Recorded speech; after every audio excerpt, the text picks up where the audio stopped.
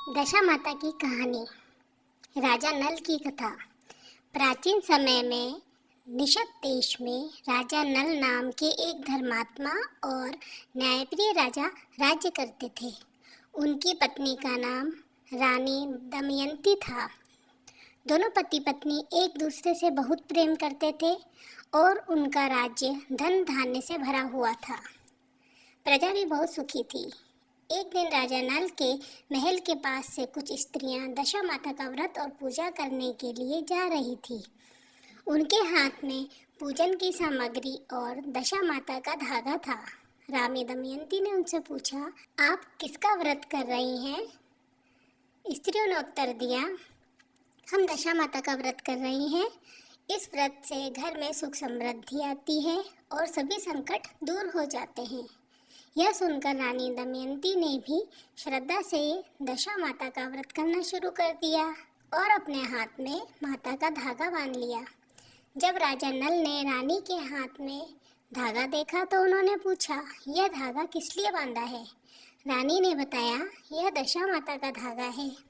इससे घर में सुख और रक्षा होती है। लेकिन राजा नल को यह बात अच्छी नहीं लगी। उन्होंने क्रोध में आकर वह धागा तोड़कर फेंक दिया। बस फिर क्या था, दशा माता नाराज हो गई। धीरे धीरे राजा नल के जीवन में विपत्तियां आने लगी। उनका राज्य छिन गया, धन दौलत खत्म हो गई और उन्हें अपना महल छोड़कर जंगलों में भटकना पड़ गया। राजा नल और रानी दमयंती बहुत दुखी होकर जंगल जंगल भटक रहे थे। कई दिनों तक उन्हें भोजन भी नसीब नहीं हुआ। उनके जीवन में चारों ओर कष्ट ही कष्ट आ गए।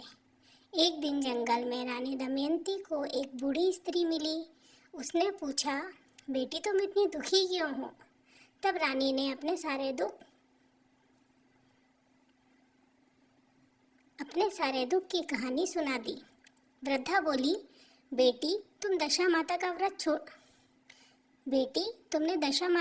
छोड़ दिया, इसलिए यह संकट आया है। बेटी तुमने दशा माता का व्रत छोड़ दिया, इसलिए यह संकट आया है। यदि तुम श्रद्धा से दशा माता का व्रत करोगी और कथा सुनोगी तो तुम्हारे सारे दुख दूर हो जाएंगे। रानी दमयंती को अपनी गलती का एहसास हुआ। उन्होंने सच्चे मन से दशा माता का व्रत और पूजा की। उनकी भक्ति को देखकर दशा माता प्रसन्न हो गई। कुछ ही समय बाद राजा नल को उनका खोया हुआ राज्य और धन वापस मिल गया। उनका जीवन फिर से सुख और समृद्धि से भर गया। तभी से यह माना जाता है कि जो भी स्त्री दशा माता का व्रत करती है और श्रद्धा से कथा सुनती है, उसके घर के दुख दूर हो जाते हैं और परिवार में सुख समृद्धि बनी रहती है। बोलो दशा माता की जय। जैसे आपने रानी की सुनी, उसी प्रकार सब की सुने।